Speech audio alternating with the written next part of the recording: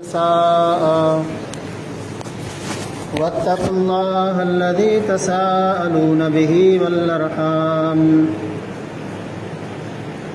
إن الله كان عليكم رقيبا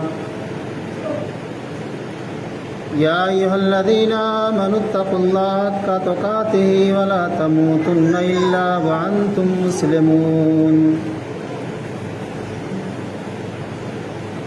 يا أيها الذين آمنوا اتقوا الله وقولوا قولا سديدا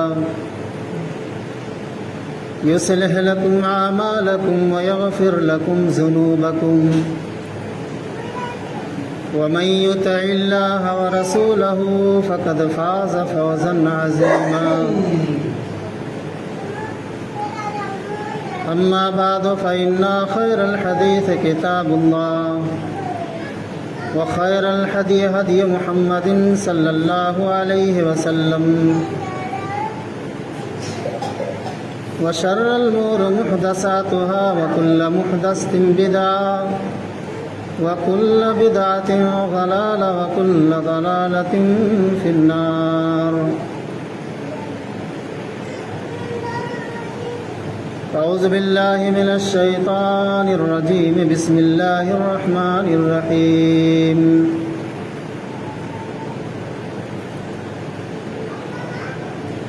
خير أمة يخرجا للناس تعمرون بالمعروف وتنحون عن المنكر. اللهم قال رب اشرح لي صدري ويسر لي أمري واحلل عقدة من لساني يفقهوا قولي. سبحانك لا علم لنا إلا ما علمتنا إنك أنت العليم الحكيم.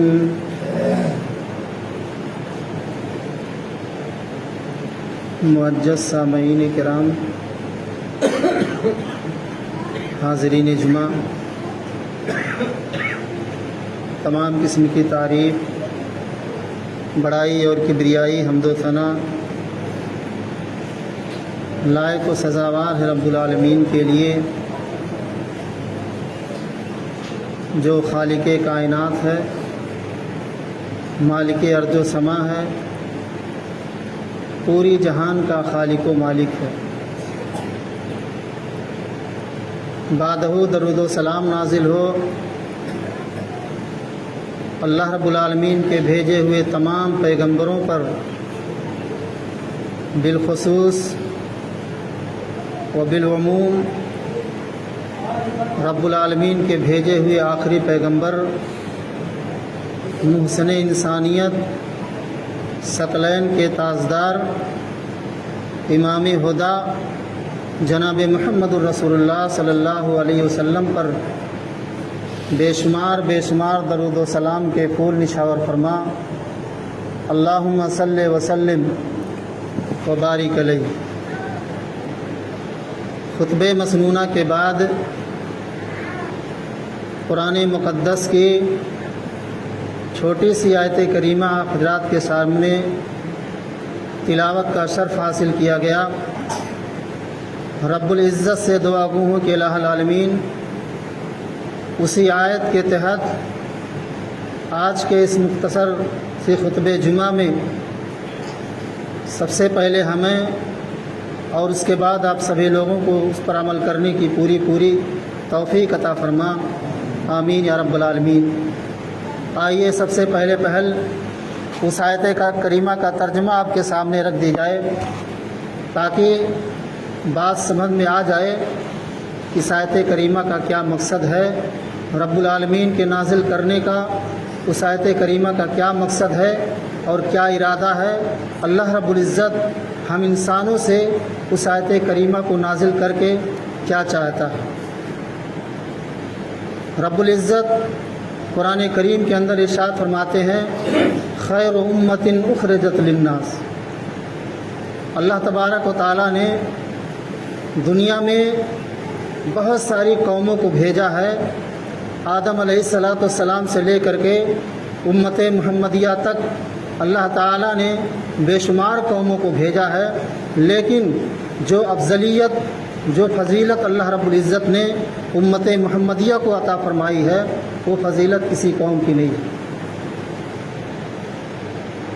ایک جگہ رب العزت فرماتا ہے بنی اسرائیل کے تعلق سے کہ وَأَنِّي فَضَّلْتُكُمْ عَلَى الْعَالَمِينَ، بنی اسرائیل ایک ایسی قوم اللہ رب العزت نے بھیجی ہے، اتنی فضیلت والی قوم تھی، اتنی بابرکت والی قوم تھی، اس قوم کے اندر اتنے معزز لوگ تھے کہ یہ جب راستہ چلتے تھے تو بدلیاں ان کو سایہ کر کے چلا کرتی تھی۔ ان کا قافلہ جب راستہ چلتا تھا، پیاس لگتی تھی تو ان کے پینے کے لیے پتھروں سے چشمے ابل پڑتے تھے۔ بنی اسرائیل کے لوگ اتنے معزز تھے،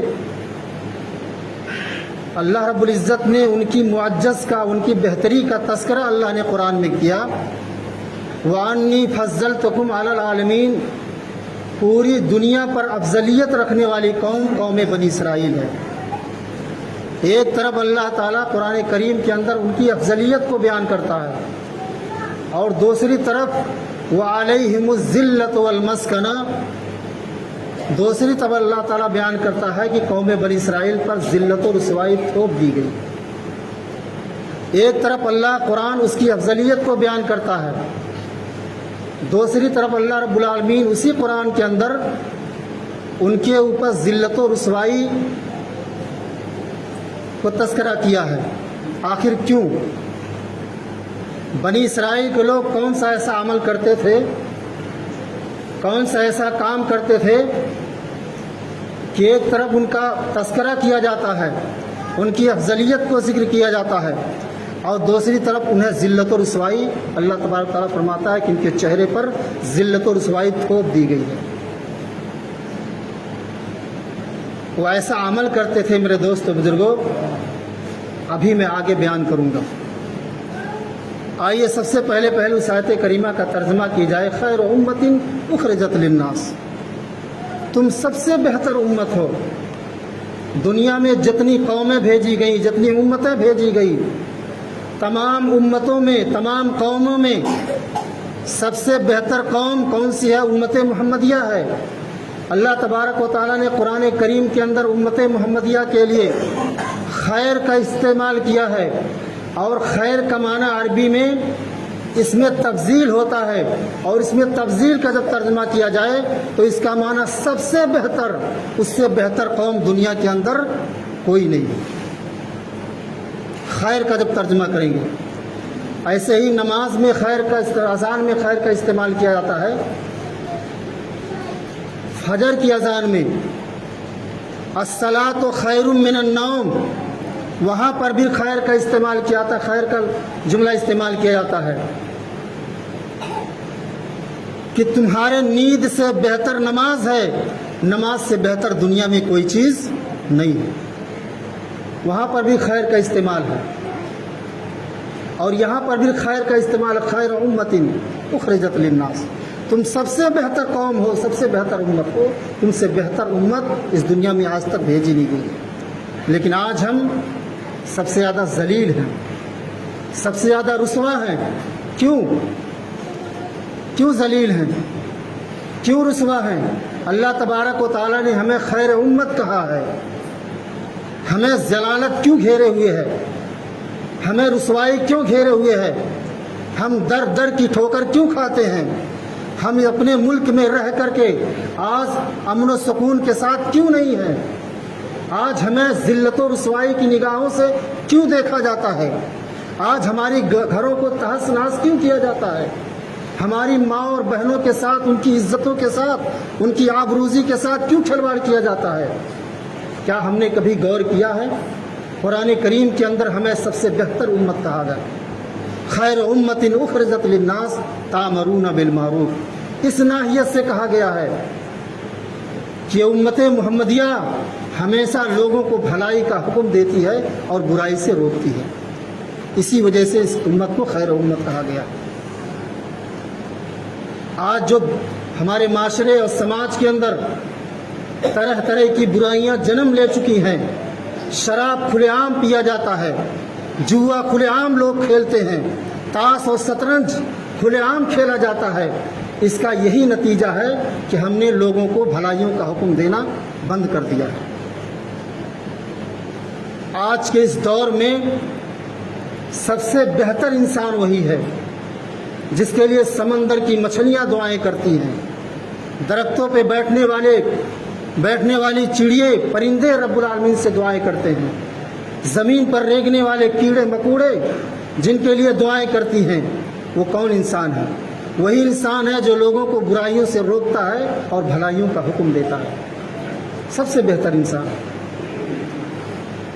आजकल के नौजवानों की इल्लत और उनकी आदत इस कदर बिगड़ चुकी है कि लोग शराब के आदी बन चुके हैं। इस नौजवान से किस चीज़ का उम्मीद रखा जाए, किस चीज़ पर भरोसा किया जाए? जिनके हाथ में बागडोर हुआ करती है, इस्लाम का बागडोर जिनके हाथ में हुआ करता था, जिनसे उम्मीद की किरणें नजर आती हैं, आज यही खुद गुमराह हुए हैं, खुद राह रास्त से भटके हुए हैं। आने वाली नस्ल की क्या कहना? वो तो और ज़्यादा जलील होंगे, और ज़्यादा रुसवा होंगे। जबकि शराब एक ऐसी बुराई है, एक ऐसी इल्लत है। इमाम कायनात जनाब मोहम्मद रसूलुल्लाह सल्लल्लाहु अलैहि वसल्लम ने जिसको उम्मुल खबाइस कहा है, तमाम बुराइयों की जड़, जिसे अल्लाह तबारक अल्लाह के नबी सल्लल्लाहु अलैहि वसल्लम ने बयान किया कि शराब पीना तमाम बुराइयों की जड़ है। आज नौजवान खुलेआम पी रहा है। न इस्लाम का कोई लिहाज है, न अपने नबी जनाब मोहम्मद रसूलुल्लाह सल्लल्लाहु अलैहि वसल्लम के फरमान की कोई कदर है। नबी करीम जनाब मोहम्मद रसूलुल्लाह सल्लल्लाहु अलैहि वसल्लम के ज़माने में मुस्नद अहमद इब्न हम्बल की रिवायत है, जबकि शराब हराम नहीं हुई थी, लोग पिया करते थे। एक नौजवान शराब पी करके घर में आया, नशे की हालत में अपने बीवी के कमरे में दाखिल होता है। उसकी नौजवान बेटी घर के अंदर मौजूद होती है। वो नौजवान शराब के नशे में इस कदर धुंध है कि बीवी और बेटी में तमीज़ नहीं कर सका कि कौन मेरी बेटी है, कौन मेरी बीवी है। अपनी बेटी का हाथ पकड़ता है, कमरे में लेके जाता है, उससे छेड़खानी करने लगता है, उसके कपड़ों को फाड़ने लगता है। बेटी चीखती है, चिल्लाती है, अपनी अम्मी का नाम लेकर के अम्मी अम्मी कह के बुलाती है। उसकी अम्मी घर के अंदर दाखिल होती है, अपने शौहर को धक्का दे के अलग करती है, कहती है, मेरे सरताज, मेरे शौहर, आज तूने शराब इतना पी ली है कि अपनी बीवी और बच्ची में तमीज़ नहीं कर सके। यह तुम्हारी बेटी है, तुम्हारे नुत्फे से, तुम्हारे खून से पैदा हुई है, तुम इसके साथ गलत सलूक करने जा रहे हो। वो नौजवान मारे शर्म से डूब जाता है, कहता है, ये अल्फाज सुनने से पहले ज़मीन धंस क्यों नहीं गया, ज़मीन फट क्यों नहीं गई, उसके अंदर मैं धंस के मर क्यों नहीं गया।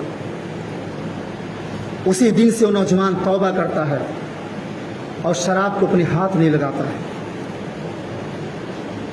हमारे इस मुल्क का क्या कहना? इस मुल्क नेपाल के अंदर अगर एक पान की टंकी लेके कोई बैठा हुआ है तो उस पर भी शराब का बोतल रख के बेच रहा है, खुलेआम पिया जा रहा है। मुल्क की तरफ से इजाज़त है, खुलेआम पीते हैं लोग, और उतनी ही अय्याशियाँ, उतनी ही बेयाहियाँ कौम के अंदर फैल रही हैं। ऐसे ही अमेरिका अपनी कौम के ऊपर पाबंदी लगाया था, 10 साल तक पाबंदी लगाया था कि न शराब बनाई जाएगी, न शराब बेची जाएगी। किसी भी इंसान को शराब पीते हुए पाया गया, उसे फौरन गिरफ्तार किया जाएगा, उसे जुर्माना वसूल किया जाएगा। 10 साल तक अमेरिका ने शराब के ऊपर पाबंदी लगाई। 10 साल के अंदर ना जाने कितनी इंसानों की जानें चली गई, कितने उस मुल्क का खसारा हुआ, कितनी औरतें बेवा हो गई, कितने बच्चे यतीम हो गए। 10 साल के बाद हुकूमत अमेरिका ने घुटने टेक दिए और शराब की पाबंदी को वापस ले ली। जरा गौर कीजिए, मक्का और मदीना की गलियों पर एक मरतबा निगाह दौड़ाए, जब शराब की हुर्मत का ऐलान हुआ था, जनाब मोहम्मद रसूलुल्लाह सल्लल्लाहु अलैहि वसल्लम मक्का की गली में खड़े होकर के एक मरतबा ऐलान किया था कि ऐ लोगों, तुम्हारे ऊपर शराब हराम कर दी गई है। तो जो लोग मटके भर भर कर अपने घरों में शराब रखे हुए थे, खाने की जगह पानी नहीं बल्कि लोग शराब इस्तेमाल किया करते थे, جب اللہ کے نبی صلی اللہ علیہ وسلم نے شراب کی حرمت کا اعلان کیا تو لوگ گھڑے پھوڑ دیے، شراب میں بھر بھر کر بالٹیاں رکھی ہوئی تھی، اڈیل دیے۔ تاریخ بتاتی ہے کہ مدینہ کی گلیوں میں شراب اس قدر نالیوں میں بہہ رہی تھی جیسے سیلاب آ چکا ہو، سیلاب امڑ آ چکا ہو۔ اتنی جلدی لوگوں نے جناب محمد رسول اللہ صلی اللہ علیہ وسلم کی فرمان پر عمل کیا ہے، اور آج ہم بھی کلمہ پڑھنے والے ہیں، اسی رسول کے امتی ہیں، اسی نبی کے ماننے والے ہیں، نقش قدم پہ چلنے والے ہیں، لیکن ہمیں کوئی اثر نہیں رکھتا۔ مسلمان کے گھرانے میں پیدا ہو کر کے ایک مسلمان شراب پی رہا ہے، کھلے عام پی رہا ہے۔ اللہ کے نبی صلی اللہ علیہ وسلم جو کسی شرابی کو دیکھتے تھے تو صحابہ کو فرماتے تھے اسے پکڑ کر میرے پاس لاؤ۔ محمد رسول اللہ صلی اللہ علیہ وسلم سب سے پہلے اپنے جوتے سے اس کی پٹائی کرے گا، اپنے جوتے سے اس کو مارے گا۔ کتنے ذلیل ہوتے ہیں، کتنے رسوا ہوتے ہیں جو بھائیوں میں تمیز نہیں کر سکتے، بیٹیوں میں تمیز نہیں ہے، بہنوں میں تمیز نہیں ہے، اور جس کے ساتھ چاہتے ہیں بس لوٹی کر دیتے ہیں۔ اللہ تبارک و تعالیٰ نے ہمیں خیر امت کہا، خیر امت اخرجت للناس تامرون بالمعروف وتنہون عن المنکر۔ تم بہترین امت ہو، سب سے بہترین قوم ہو، کیونکہ تم بھلائیوں کا حکم دیتے ہو، برائیوں سے روکتے ہو۔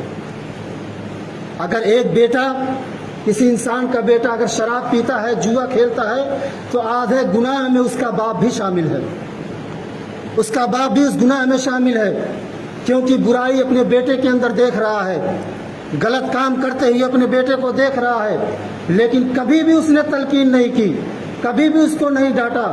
آدھے گناہ کا پارٹنر اس کا باپ بھی ہے، گناہ کے اندر وہ بھی شامل ہے۔ اگر وہ تلقین کیا ہوتا، سختی کی ہوتی، اپنے بیٹے کے اوپر ڈانٹ ڈپٹ کیا ہوتا، اس کو گھر سے الگ کر دیا ہوتا، اس کا بستر الگ کر دیا ہوتا، کھانا پینا اس کا الگ کر دیا ہوتا، آپ باپ نہیں رہ گیا ہے، اس لائق نہیں رہ گیا ہے کہ اپنے بیٹے کو نصیحت کرے۔ کیسے نصیحت کرے جب باپ بیٹے دونوں بیٹھ کر ساتھ میں کھیلتے ہیں؟ کون نصیحت کرے گا؟ تامرون بالمعروف وتنہون عن المنکر۔ تم سب سے بہتر امت ہو جو بھلائیوں کا حکم دیتے ہو اور برائیوں سے لوگوں کو منع کرتے ہو۔ اللہ کے نبی جناب محمد رسول اللہ صلی اللہ علیہ وسلم بیان کرتے ہیں کہ تم میں سے کوئی بھی آدمی، کسی بھی انسان کے اندر من رأى منکم منکرا فلیغیر بیدہ ومن لم یستطع فبقلبہ ومن لم یستطع فبلسانہ ذالک اضعف الایمان۔ امام کائنات فرماتے ہیں تم میں سے کوئی بھی آدمی جب کسی انسان کے اندر، کسی مسلمان کے اندر کوئی کمی دیکھے تو اس کو اپنے ہاتھ سے روکنے کی کوشش کرے، اپنے ہاتھ سے روکنے کی کوشش کرے۔ صرف پڑھے لوگوں کے اوپر فرض نہیں بنتا ہے، بلکہ امت محمدیہ کا ہر فرد، چاہے مرد ہو یا عورت ہو، عورت اگر دین کے بارے میں نالج رکھتی ہے، جانکاری رکھتی ہے، تو اس کے اوپر بھی عائد ہوتا ہے کہ لوگوں کو برائیوں سے منع کرے، اسے بھلائی کی تلقین کرے۔ وہ بھی کل قیامت کے دن پکڑی جائے گی، اللہ کے حساب و کتاب سے وہ بھی نہیں بچ سکتی۔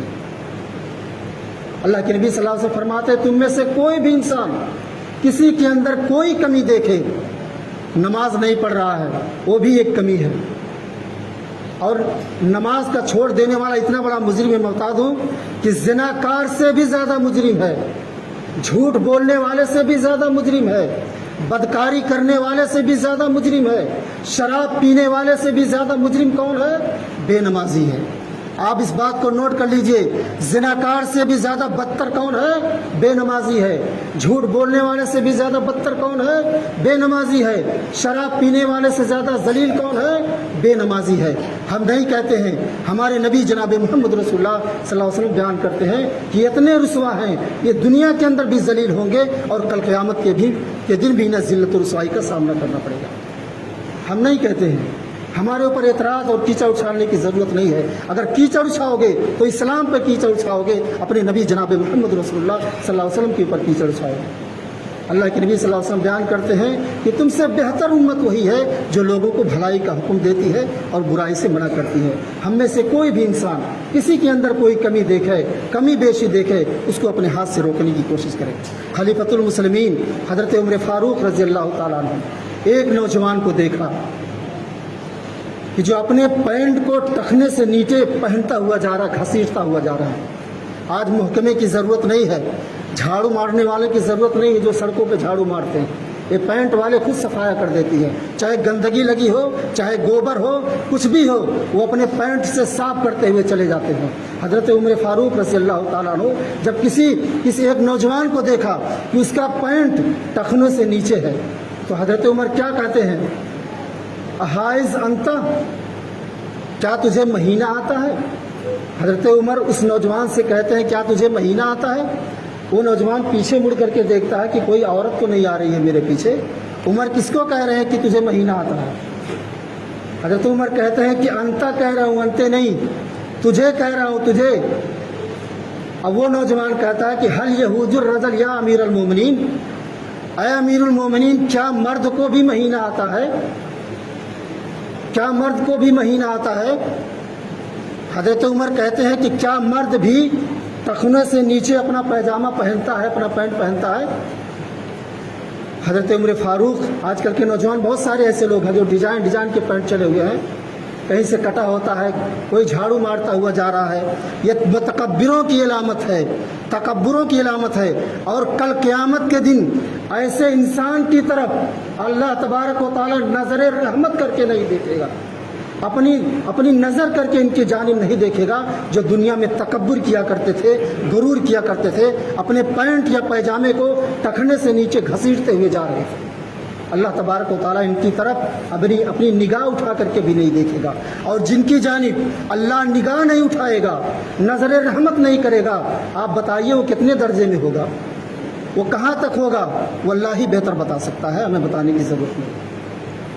खलीफतुल मुस्लिमीन उमर फारूक ने उस नौजवान को अपने पास बुलाया और कैंची मंगवाया, कैंची। जब उमर को देखा तो अपने पैंट को, अपने पैजामे को ऊपर करने लगा। कहा उमर मैं खोस लूँगा। कहा नहीं, ये तुम कह रहे हो। अल्लाह के नबी सल्लल्लाहु अलैहि वसल्लम की हदीस है, किसी के अंदर कोई भी कमी देखो, चाहे बेटा हो या बेटी हो, बीवी हो या माँ हो, बाप हो, किसी के अंदर कोई कमी देखो, या भाई हो या पर्दार हो, कोई भी हो, हमारे गांव का रहने वाला हो, मोहल्ले का रहने वाला हो, पड़ोसी हो, किसी के अंदर भी कोई कमी देखो, अल्लाह के नबी सल्लल्लाहु अलैहि वसल्लम फरमाते हैं उसे पहले अपने हाथ से रोकने की कोशिश करो। मेरे अंदर ताकत है, मेरे अंदर हुकूमत है, मैं तुम्हारा बादशाह हूँ, खलीफा मैं तुम्हारा हूँ, हमारे अंदर ताकत है हाथ से रोकने की। कैंची मंगवाया गया, फौरन उस नौजवान का पैंट पैजामा टखने से नीचे काट दिया गया। कहा जाओ अब सही कर लेना। ये सहाबा लोग हुआ करते थे, किसी के अंदर कोई कमी देखते थे फौरन उसको रोकने की कोशिश करते थे।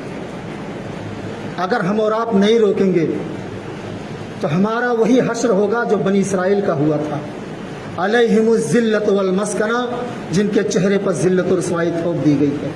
अल्लाह तबारक व तआला ने बनी इसराइल के ऊपर पाबंदी लगाई थी कि तुम मछलियों का शिकार न करना, शनिचर के दिन मछली का शिकार नहीं करना। लेकिन ये लोग हद से तजावुज़ करने लगे, तमाम हदों को पार कर गए। अल्लाह तबारक व तआला ने इनके ऊपर ऐसा अज़ाब मुसल्लत किया। इनके अंदर 3 जमातें थी। एक जमात वो थी जो खुलेआम खुल्ला बुराइयाँ करती थी, किसी से नहीं डरते थे, न इस्लाम का कोई डर था, न नबी का कोई खौफ था, बगैर झिझक के खुलेआम बुराइयाँ करते थे बनी इसराइल के लोग। उसमें से एक कौम ऐसा था जो लोगों को बुराई से रोकते थे, बुराई से मना करते थे लोगों को। और तीसरे कौम के जो लोग थे वो ना बुराई से मना करते थे और ना बुराई करते थे। कहते थे वो करें, उनका अमाल जाने, गोया की बुराई देख करके खामोश थे। अल्लाह तबारक व तआला ने इनके ऊपर ऐसा अज़ाब मुसल्लत किया, इतना रुसवा कुन अज़ाब मुसल्लत हुआ इनके ऊपर कि जो बुराई नहीं करते थे, बुराई को देख कर अपनी आँख बंद कर लिया करते थे। अल्लाह तबारक व तआला ने इन्हें खिंजीर बना दिया। दुनिया में सबसे ज़्यादा जलील, सबसे ज़्यादा रुसवा जानवर जानते हो कौन है? पिग है, जिसे सूअर कहा जाता है, खिंजीर। अल्लाह तबारक व तआला ने उनको खिंजीर बना दिया। और जो लोग खुल्ला बुराई करते थे, अल्लाह ने उन्हें बंदर बना दिया। पूरी की पूरी बस्ती के लोग बंदर और सूअर बना दिए। हमारी और आपकी मिसाल, जो लोग बुराइयों से लोगों को मना नहीं करते हैं, रोकते नहीं हैं, उनकी मिसाल ऐसे ही है। अल्लाह के नबी सल्लल्लाहु अलैहि वसल्लम बयान करते हैं کہ جیسے ایک کشتی ہے، پانی والی جہاز ہے، 2 منزلے کا ہے، اوپر بھی آدمی بیٹھے ہوئے ہیں، نیچے بھی آدمی بیٹھے ہوئے ہیں، اور نیچے والوں کو جب پانی کی ضرورت پڑتی تھی، انہیں پیاس لگتی تھی، تو اوپر والے منزل میں جایا کرتے تھے اور وہیں سے پانی لے کے آیا کرتے تھے۔ اب اوپر والوں کو برا لگ رہا ہے کہ نیچے سے لوگ آتے ہیں ہمارے اوپر، ہمارے منزلے پہ پانی لینے کے لیے، ہم انہیں پانی نہیں لینے دیں گے۔ وہ لوگ منع کر رہے ہیں نیچے والے منزلے والوں کو، تو اب نیچے والے غصے میں آئے، نیچے سے پٹرا توڑنے لگے۔ بھائی ہمیں اوپر پانی لینے سے لوگ منع کر رہے ہیں، ہم لاؤ پٹرا ہی توڑ دیتے ہیں اور کشتی میں سوراخ کر دیتے ہیں، ہمیں پانی مل جائے گی۔ بھلا بتلائیے، اگر نیچے والے کشتی میں سوراخ کر دیں گے تو کیا وہ کشتی سمندر میں بچے گی؟ ڈوب جائے گی، اور ان کے ساتھ نیچے والوں کے ساتھ ساتھ اوپر والے بھی ڈوب جائیں گے۔ تو اب اوپر والوں کے اوپر کیا فرض بنتا ہے کہ نیچے والے کشتی میں سوراخ کرنے دیں یا ان کو منع کریں؟ اوپر والے کے اوپر فرض بنتا ہے کہ انہیں سوراخ نہ کرنے دیں اور اوپر آ کر کے پانی لینے دیں۔ سیم ٹو سیم یہی مثال ہماری اور آپ کی ہے۔ اگر ایک آدمی سماج کے اندر، معاشرے کے اندر گنہگار ہے، گناہ کا کام کرتا ہے، غلط کام کرتا ہے، اور دیکھنے والے دیکھ رہے ہیں، اس کو نہیں ڈانٹتے ہیں، اس کو نہیں منع کرتے ہیں، تو یقیناً ہمارا بھی وہی حشر ہوگا کہ پوری کی پوری کشتی، پوری کی پوری بستی ڈوب جائے گی، پوری کی پوری بستی عذاب کے اندر مبتلا ہو جائے گی۔ اسی لیے